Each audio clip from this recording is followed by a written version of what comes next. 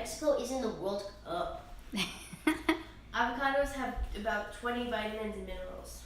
Avocados are from Mexico.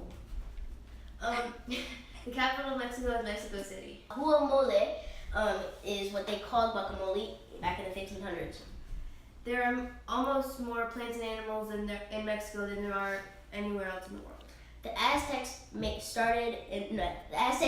guacamole. Pesos are the currency in Mexico. You can also call cilantro coriander. There are lots of tropical plants in Mexico. Jaguars are in Mexico. Okay, the Aztec people lived in Mexico in the 1500s. Guacamole was invented in the 1500s. I'm not very good at my facts today. Okay, You won. I won by one.